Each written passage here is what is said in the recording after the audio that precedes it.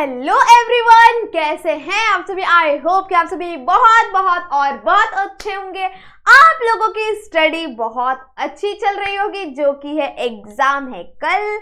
और मैं आज आप लोगों के लिए लाई हूँ एक इम्पॉर्टेंट डिस्टिंग्विश वीडियो। ठीक है, एक ऐसे इम्पॉर्टेंट वीडियो जिससे आप कम राइटिंग में ज्यादा मार्क्स ला सकते हो। ठीक है, अब 2 मार्क्स के लिए डिस्टिंग्विश आता है, 2 मार्क्स के लिए हम 4 पॉइंट इनफ लिखते हैं। ठीक है, और डिस्टिंग्विश एक ऐसा प्लस पॉइंट है हमारे पेपर का कि अगर हमारे क्वेश्चन में अगर समझ लो कॉम्प्लीमेंट्री डिमांड आया, ठीक है, क्या आया, कॉम्प्लीमेंट्री डिमांड आया हमारे इसमें डिस्टिंग्विश में, अगर वही पॉइंट हमें हमारे फीचर्स में ऐड करना है तो हम कर सकते हैं और अपने जो आंसर है उसकी लेंथ को बढ़ा सकते हैं। ठीक है, तो आज है हमारा 12th इंपॉर्टेंट डिस्टिंग्विश वीडियो। मैं आप लोगों को 12th एकदम मोस्ट इंपॉर्टेंट क्वेश्चन दूंगी और उसमें से अगर आप लोगों ने पढ़ा तो आ जाएगा कुछ ना कुछ तो। ठीक है, और आ जाएगा क्या, ऑफ कोर्स आएगा ही। और हम लोग इतने साल, पूरा 1 महीना, पूरा 1 साल हम लोग ने बहुत स्टडी किया है, हम लोग ने बहुत रिवीजन किए हैं। तो आई होप आप लोगों के लिए ये डिस्टिंग्विश वीडियो बहुत हेल्पफुल रहने वाली है। और प्लीज कमेंट में जरूर बताना किस किस के लिए ये वीडियो एकदम ज्यादा हेल्पफुल है। चलो आगे बढ़ते हैं हम हमारे क्वेश्चन की तरफ। ठीक है, हमारा क्वेश्चन है डिस्टिंग्विश वीडियो।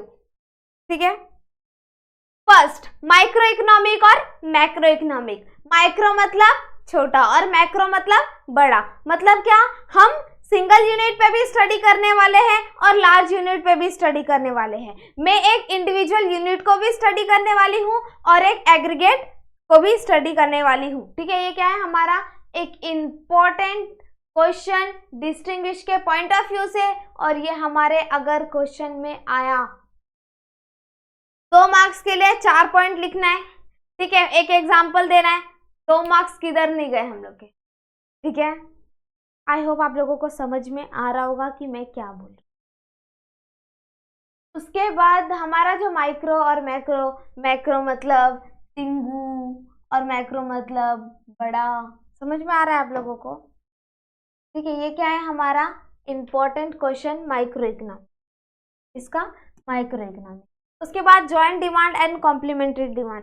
जो डिमांड मेरा एक साथ में मेरी सारी नीड्स को फुलफिल करता है उसको हम लोग जॉइंट डिमांड बोलते हैं। और कॉम्प्लीमेंट्री डिमांड जो एक दूसरे का कॉम्प्लीमेंट में यूज आता है। जैसे मेरे पास 2 मार्कर है, एक ये मार्कर है और एक ये मार्कर है। ठीक है, दोनों का क्या है, एक दूसरे में कंपटीशन है। तो क्या है, अगर इसने अपनी रेट बढ़ा दी तो मैं इसके पास जाऊंगी, और अगर इसने अपनी रेट बढ़ा दी तो मैं इसके पास जाऊंगी। ये क्या है, हमारा कॉम्प्लीमेंट्री डिमांड। ये भी एक तरीके से इंपॉर्टेंट क्वेश्चन है हमारे एग्जाम के पॉइंट ऑफ व्यू से। उसके बाद डिजायर और डिमांड। डिजायर मतलब क्या, इच्छा, और डिमांड मतलब क्या, हम किसी चीज की डिमांड करते हैं, वो फुलफिल तभी होगी जब हमारे पास डिजायर, एबिलिटी टू पे और विलिंगनेस टू स्पेंड रहेगा। ये क्या है, हमारा डिजायर और डिमांड की डिस्टिंग्विश। उसके बाद एक्सपांशन इन डिमांड और contraction in demand. Expansion in demand और कॉन्ट्रैक्शन इन डिमांड हम लोगों ने बहुत डिटेल में स्टडी ऑलरेडी किया हुआ है। ठीक है, फिर भी मैं आप लोगों को एक एग्जाम के पॉइंट ऑफ व्यू से थोड़ा सा एक्सप्लेन कर देती हूँ। ये क्वेश्चन एग्जाम में आने की चांसेस बहुत ज़्यादा। ठीक है, मैं इतना लिख नहीं पाती, इसीलिए मैं थोड़ा आप लोगों को ऐसे ही एक्सप्लेन कर देती हूँ। कौन सा डिमांड है हमारा, एक्सपांशन इन डिमांड। हाँ, expansion in demand. Expansion in demand उसको बोलते हैं जहां पे हमारी जो डिमांड है वो बढ़ जाती है और प्राइस क्या हो जाती है, कम हो जाती है। क्या होती है, डिमांड बढ़ जाती है और प्राइस कम हो जाती है। क्या होता है, हमारा डिमांड बढ़ जाता है और प्राइस कम हो जाता है। और उसके बाद क्या, कॉन्ट्रैक्शन इन डिमांड, हमारा डिमांड कम हो जाता है और प्राइस बढ़ जाता है। उसके बाद increase in demand, decrease in demand. मेरे डिमांड के बढ़ जाने की वजह से मेरी प्राइस कितनी इंक्रीज होगी और मेरी प्राइस कितनी डिक्रीज होगी। ये क्या है, हमारा increase in demand, decrease in demand. Expansion in demand और कॉन्ट्रैक्शन इन डिमांड आप लोगों को बहुत अच्छे तरीके से समझा होगा, इसीलिए मैंने एकदम शॉर्ट वे में एक्सप्लेन कर दिया है ताकि आप लोगों को इजी वे में समझ में आए। डिमांड बढ़ेगा, प्राइस कम होगा, प्राइस बढ़ेगा, डिमांड, प्राइस डिमांड कम होगा प्राइस बढ़ जाएगा, मतलब क्या, डिमांड जैसे ही बढ़ जाएगा मेरा प्राइस का लेवल कम हो जाएगा, और डिमांड कम हो जाएगा मेरा प्राइस का लेवल बढ़ जाएगा। मतलब हमारा जो एक्सपांशन इन डिमांड है वो क्या बोलता है, भैया डिमांड को बढ़ने दे, मैं कम प्राइस को कम कर लूंगा, ठीक है। और कॉन्ट्रैक्शन क्या बोलता है, डिमांड को कम होने दे, मुझे नहीं चाहिए, मुझे नहीं चाहिए, मेरे को दूसरे से लेना देना नहीं है, मैं प्राइस को बढ़ाऊंगा, मुझे क्या लेना देना है, लोग एक ही खरीदेंगे पर ज्यादा खरीदेंगे, ठीक है। उसके बाद increase in demand, decrease in demand, मेरे प्राइस के बढ़ जाने की वजह से मेरी डिमांड कितनी होगी, और मेरे प्राइस के कम हो जाने की वजह से मेरी डिमांड कितनी होगी। उसके बाद perfectly elasticity of demand, perfectly in elasticity of demand, मेरे मेरे इसमें कितना एकदम परफेक्टली इक्वल चेंज क्या होगी, इक्वल इलास्टिसिटी मतलब चेंज इन डिमांड, मतलब इक्वल चेंज इन डिमांड, सिर्फ और सिर्फ जितना डिमांड में चेंज होगा उतना इक्वली चेंज हमारे किस में होगा, उतना इक्वल चेंज हमारे इलास्टिसिटी में होगा। Perfectly in elasticity of demand, demand में कोई चेंज नहीं, सिर्फ और सिर्फ प्राइस में चेंज हो, ठीक है।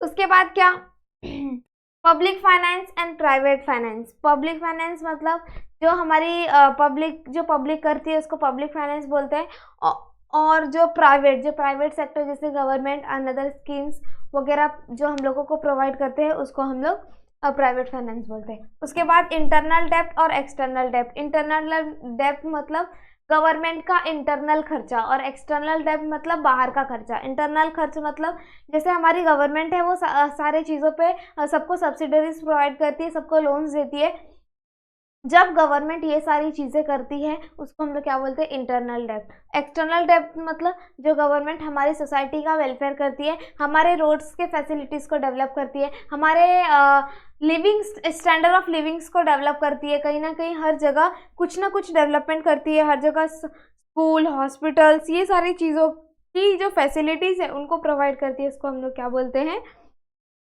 इंटरनल और एक्सटर्नल डेप्ट। डायरेक्ट टैक्स और इनडायरेक्ट टैक्स, अब डायरेक्ट टैक्स मतलब क्या, जो गवर्नमेंट डायरेक्टली लेती है, अगर किसी के पास किसी की इनकम है वो बहुत हो रही है, एक मिनट, हाँ इसको थोड़ा इरेज कर दे।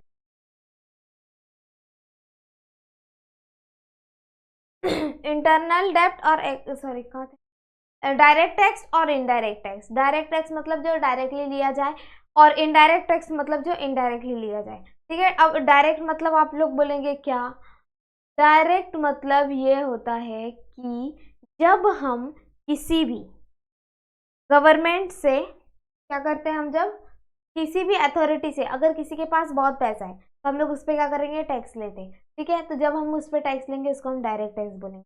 इनडायरेक्ट टैक्स मतलब गवर्नमेंट क्या करती है, हर चीज़ पे जीएसटी लेती है, वो क्या होती है, इनडायरेक्ट टैक्स, ठीक है। उसके बाद मनी मार्केट, कैपिटल मार्केट, ये आप लोगों को पता ही होगा। डिमांड डिपॉजिट, टाइम डिपॉजिट, ठीक है। डिमांड मतलब डिमांड डिपॉजिट, टाइम डिपॉजिट बहुत ईजी है, बहुत ईजी वे में आप लोगों को समझ में आया होगा। ये सारी चीज़ें आई होप आप लोगों को ये सारी चीज़ें बहुत अच्छे से समझ में आई होगी। एग्जाम के पॉइंट ऑफ व्यू से ये सारे क्वेश्चन बहुत ज़्यादा एग्जाम के पॉइंट ऑफ क्या है, इम्पोर्टेंट। मैं ऐसा नहीं बोल रही कि यही आएगा, पर मुझे ऐसा लग रहा है, और ऐसा मतलब इतने सारे हम याद करेंगे तो कुछ ना कुछ तो आ ही जाएगा, ठीक है। एग्जाम के पॉइंट ऑफ व्यू से ज़्यादा इंपॉर्टेंट है, प्लीज़ आप लोग अच्छे से पढ़िए। और ये सारी चीज़ों को मैंने थोड़े बहुत तरीके से एक्सप्लेन भी कर दिया है, क्योंकि देखो ये लास्ट टाइम हो चुका है, और ये लास्ट मोमेंट में हमें बहुत वास्ट नहीं जाना है किसी भी चीज़ को लेकर, और मैं जा भी नहीं पाऊँगी।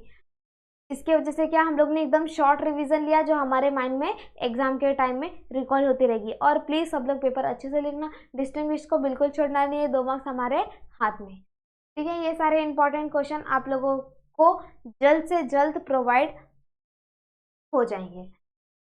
उसके बाद क्या, इसमें से 1-2 चीज़ और मैं बोलना चाहूँगी कि हमारे जो एग्ज़ाम के पॉइंट ऑफ व्यू से हम देखेंगे तो इसमें 2-3 चीज़ें बहुत ज़्यादा इम्पोर्टेंट, जैसे कि ये परफेक्टली इलास्टिसिटी ऑफ डिमांड, ठीक है। उसके बाद इसमें इंटरनल डेप्ट और एक्सटर्नल डेप्ट, joint desire, expansion in demand, ये 1, 2, 4, 5 है ना, ये मुझे सब बहुत ज़्यादा इंपॉर्टेंट लगता है, क्योंकि प्रीवियस पेपर में मैंने देखा उसके हिसाब से बोल रही हूँ, ठीक है। और एग्ज़ाम के लिए सबको बेस्ट ऑफ लक, सब लोग बहुत अच्छे से पेपर लिखेंगे। आई होप आप लोग मेरे बच्चे हो, एकदम अच्छे से पेपर लिखना। और प्लीज़ प्लीज़ कमेंट में ज़रूर बताना कि आप लोगों को ये सारे लेक्चर्स कैसे लग रहे हैं और ये लेक्चर आपको कैसे लग रहे हैं, ठीक है। और अपने अपने प्यारे प्यारे फ्रेंड के साथ शेयर करिए ताकि वो भी इस वीडियो का बेनिफिट ले सके। तो आज के लिए बस इतना ही, मिलते हैं हम नेक्स्ट लेक्चर में ऐसे ही शानदार वीडियोस के साथ। अगर वीडियोस अच्छे लग रहे हैं, वीडियो को लाइक, चैनल को सब्सक्राइब, कमेंट करना बिल्कुल मत भूलिए। और अगर वीडियोस अच्छी लग रही है तो कमेंट से पूरा क्या करना है, कमेंट से पूरा लिस्ट को क्या करना है, भर देना है, ठीक है। Okay, bye bye, take care. Exam के लिए ऑल द बेस्ट।